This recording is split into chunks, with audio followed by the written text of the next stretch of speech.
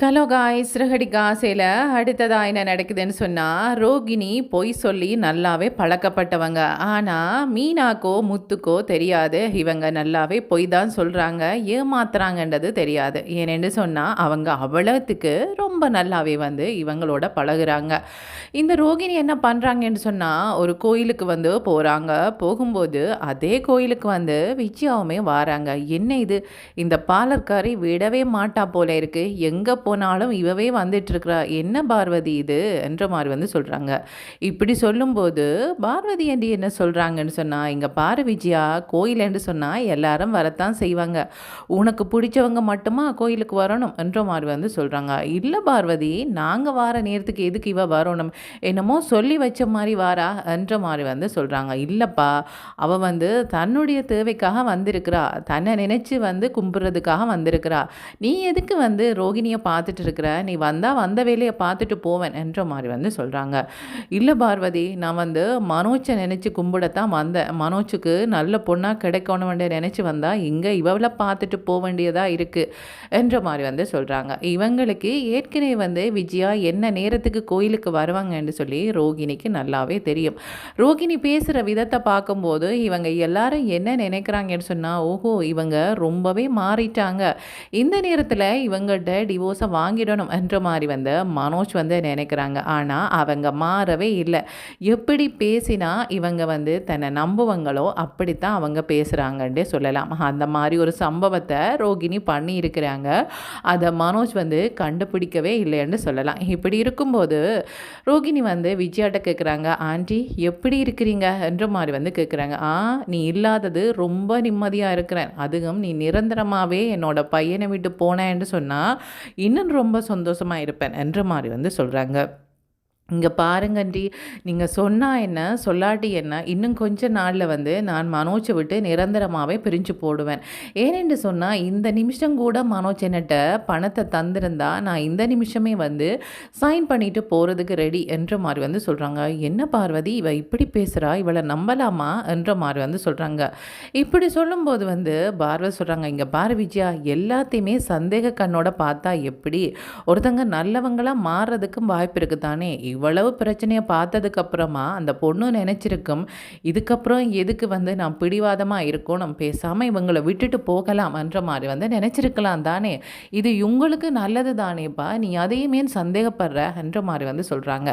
இப்படி சொல்லும்போது விஜயா சொல்கிறாங்க, ஏய் பாலர்காரி, இங்கே பாரு, நீ நினைக்கக்கூடாது ரொம்ப நல்ல மாதிரி நடித்து எங்களை ஏமாற்றலாம்னு சொல்லி, அதுக்கு வாய்ப்பே இல்லை, மனோஜோட நீ திரும்ப வாழவே முடியாது, அதுக்கு நான் விடவும் மாட்டேன் என்ற மாதிரி சொல்கிறாங்க. இங்கே பாருங்கன்றி, நீங்களே சொன்னால் கூட நான் மனோஜோட சேர்ந்து வாழ்கிறதா இல்லை, மனோஜை கல்யாணம் பண்ணின காலத்திலேருந்து மனோஜ் சரியாக ஒரு வேலைக்கு போனதில்லை, நல்ல மாதிரி சம்பாதிச்சதில்லை, குடும்பத்தை பார்த்ததில்லை, வீட்டில் இருக்கிறவங்களே அவன் ஏமாத்திட்டு தான் இருந்தான், நான் தான் அவனுக்கு உதவியாக இருந்தேன். அப்படி இருக்கும்போது திரும்பவுமே அந்த மாதிரி ஒரு வலையில் சிக்கப்பட நான் விரும்பலை, நான் நிரந்தரமாகவே அவனை விட்டு விலத்துறதுக்கு ஆசைப்படுறேன், நீங்கள் விரும்புகிறீங்களோ இல்லையோ எனக்கு அதுதான் பிடிச்சிருக்கு என்ற மாதிரி சொல்கிறாங்க. என்ன, என்னோட பையனை குடும்ப பொறுப்பு தெரியாதவன் என்று சொல்கிறியா, இங்கே பாரு, அவனுக்கு ரொம்ப வசதியாக இருக்கிறான், அவனுக்கு ரொம்பவே வசதியான பொண்ணு தான் கிடைப்பாங்கன்னு ஜோசியத்தில் கூட சொல்லியிருக்கிறாங்க. ஆமாம், ஜோசியத்தில் சொல்லலாம், ஆனால்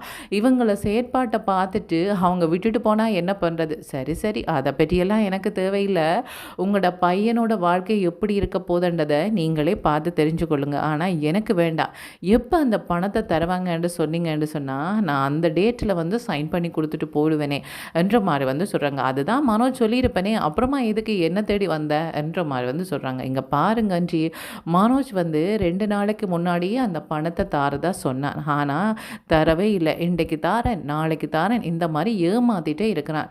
இவ்வளோ நாள் நான் இப்படி ஏமாத்துறதா சொன்னீங்க, இப்போ நீங்கள் என்ன ஏமாத்தினா எப்படி. இங்கே பாருங்கள், நான் வெளியூரில் போய் தங்குறதா முடிவு பண்ணிட்டேன், அது மட்டும் இல்லாமல் வீட்டுக்கான அட்வான்ஸ் எல்லாம் கொடுத்துட்டேன், நான் சீக்கிரமே கிறிஸ்டியம் அம்மாவையும் கூட்டிகிட்டு அந்த வீட்டுக்கு போகணும், அவனுடைய ஸ்கூலையும் மாற்றி கூட்டிகிட்டு போகணும், இதுக்கெல்லாம் எனக்கு டைம் வேணும், அதை விட்டுட்டு உங்களோட இப்படி அலைஞ்சிட்டு இருக்க முடியாது என்ற மாதிரி சொல்கிறாங்க. என்ன, இப்போ நாங்கள் வேண்டாதவங்களாக போனோமா, உன்னோட 5 லட்சம் சீக்கிரமாகவே வரும், என்ற மாதிரி வந்து சொல்கிறாங்க. சரி ஆண்டி நான் போயிட்டு வரேன் என்ற மாதிரி வந்து சொல்லிட்டு போகும்போது, விஜயா பார்த்து பார்வதி என்ன சொல்கிறாங்கன்னு சொன்னா, "பாத்தியா விஜயா, நீ நினைக்கக்கூடாது மற்றவங்க எப்போவுமே உங்கள கெஞ்சிட்டு இருப்பாங்கன்னு சொல்லி. அந்த பொண்ணுக்கு ரொம்ப தெளிவு வந்துட்டுது போல இருக்கு. தன்னோட வாழ்க்கைய பார்க்கணும். இவங்கள நம்பிட்டு இருந்தா சரி வராதுன்னு முடிவு பண்ணிட்டா போல இருக்கு." என்ற மாதிரி வந்து சொல்கிறாங்க. இங்க பாரு, மனோஜ் வந்து கொஞ்சம் வந்து கடன் வாங்குறது கூட தான். நான் இல்லைன்னு சொல்லல. அதுக்காக இவ எப்படி வந்து மனோஜை விட்டுட்டு போக முடிவெடுத்தா? அப்படியெல்லாம் போகக்கூடியவளே இல்லையே இவ என்ற மாதிரி வந்து சொல்கிறாங்க. இங்கே பாரு விஜயா, ஆரம்பத்தில் வேணுமென்று சொன்னால் அவளுக்கு ரொம்ப பாசமாக இருந்திருக்கலாம். டிவோர்ஸ் எடுக்கிற அளவுக்கு மனோஜ் போனதுக்கப்புறமா அவளுக்கு மனசு வெறுத்திருக்கும் இல்லையா? ச்சே, இப்படிப்பட்ட ஒருத்தனுக்காகத்தான் இவ்வளவு நாளும் கஷ்டப்பட்டனா, வேண்டாமன்ற மாதிரி முடிவெடுத்திருப்பா. அதுதான் என்ற மாதிரி வந்து சொல்கிறாங்க. ஆனால் ரோகிணி என்ன பண்ணுறாங்கன்னு சொன்னால், விஜயாவை சந்தித்தது மட்டும் இல்லாமல் இப்போ திரும்ப மனோஜ்கிட்டையும் போகிறாங்க.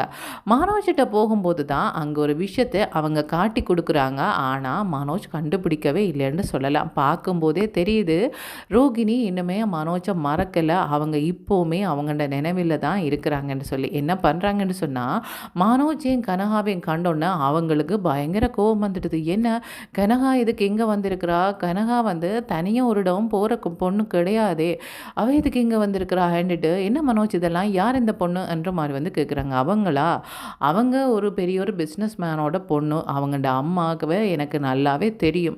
அந்த பொண்ணு அதுதான் இங்கே வந்திருக்கிறான்னு சொல்லும்போது, அது சரி, அந்த பொண்ணை பற்றி எனக்கு நல்லா தெரியும். அந்த பொண்ணுக்கு கல்யாணத்துக்கு மேக்கப் போட்டு விட்டதே நான் தான்.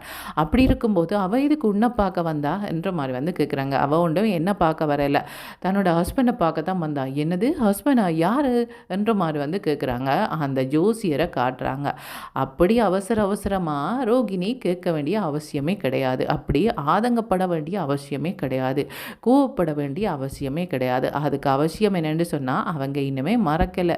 இவங்க தான் டிவோர்ஸ் கொடுக்க போகிறாங்களே, இவங்க தான் வெளியூருக்கு போகிறாங்களே, அப்புறமா வந்து மனோஜ் இன்னொரு பொண்ணை கல்யாணம் பண்ணினா என்ன, கல்யாணம் பண்ணலாண்டா என்ன, அவங்களுக்கு என்ன பிரச்சனை, அவங்களுக்கு எதுக்கு கோவம் வருது அப்படின்னு சொன்னால், அவங்க ஏதோ ஒரு தந்திரத்தை பாவிச்சு அந்த 5 லட்சத்தை வாங்கிட்டு திரும்பவுமே இவங்கள்ட வாழ்க்கைக்குள்ளே வரத்தான் நினைக்கிறாங்க. ஆனால் இவங்களுக்கு பொய் சொல்லிட்டு இருக்கிறாங்க.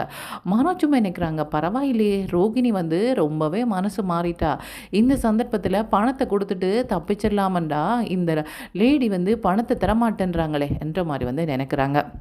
அப்படி இருக்கும்போது மனோஜை பார்த்து ரோகிணி என்ன சொல்கிறாங்கன்னு சொன்னால், மனோஜ் இங்கே பாரு, நான் வந்து வீடு வாடகைக்கு எடுத்து ரொம்ப நாள் ஆச்சு. ஆனால் அந்த வீட்டுக்கு போகாமல் இருக்கிறேன்.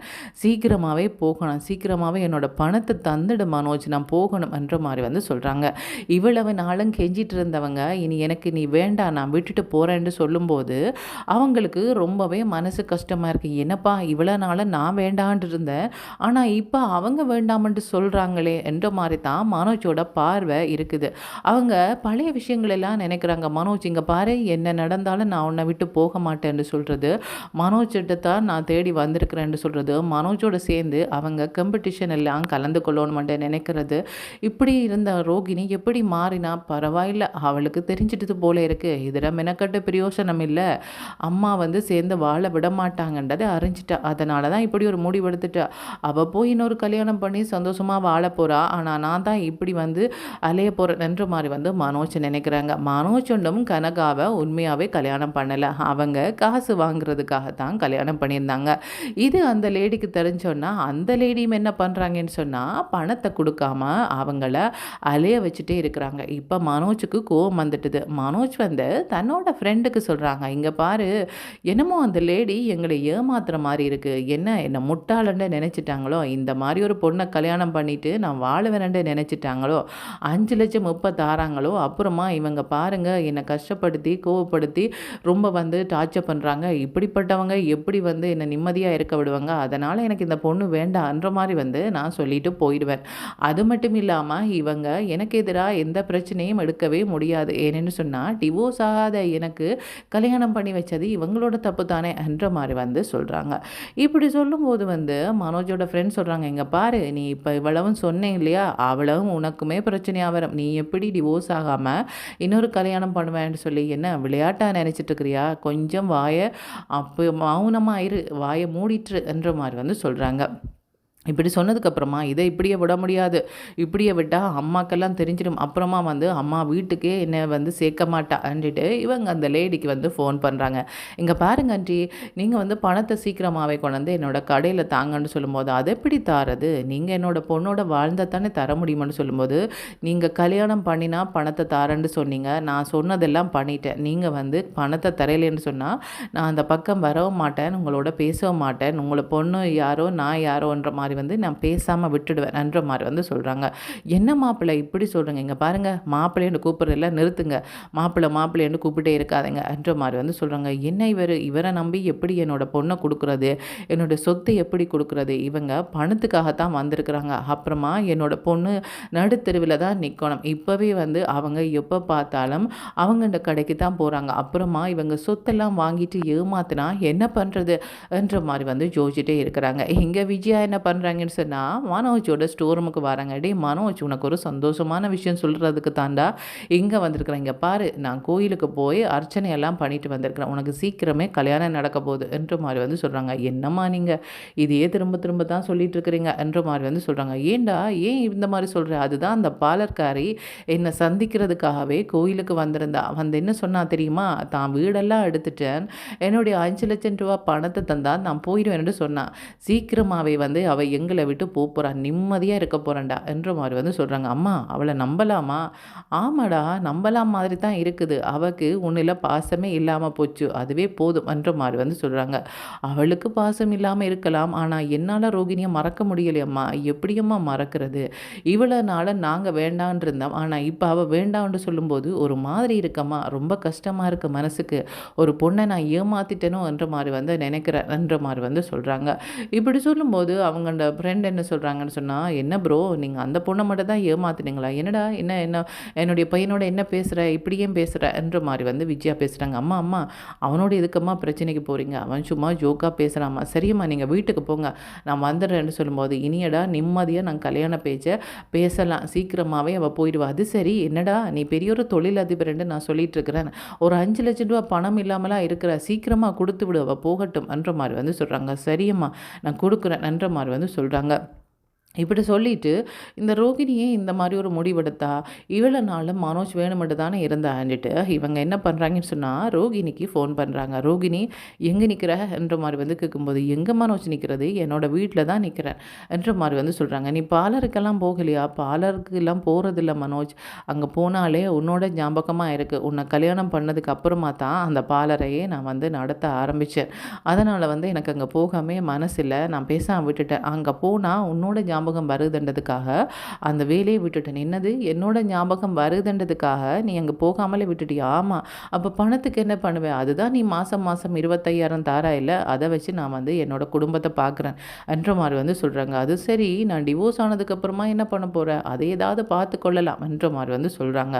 டிவோர்ஸ் ஆனால் தானே என்ற மாதிரி வந்து ரோகிணி வந்து நினைக்கிறாங்க. இந்த பிரச்சனையை ரோகிணி எப்படி கொண்டு முடிக்க போகிறாங்கன்றதுக்காக வெயிட் பண்ணி தான் பார்க்கணும். ஓகே, தேங்க்யூ, பாய்.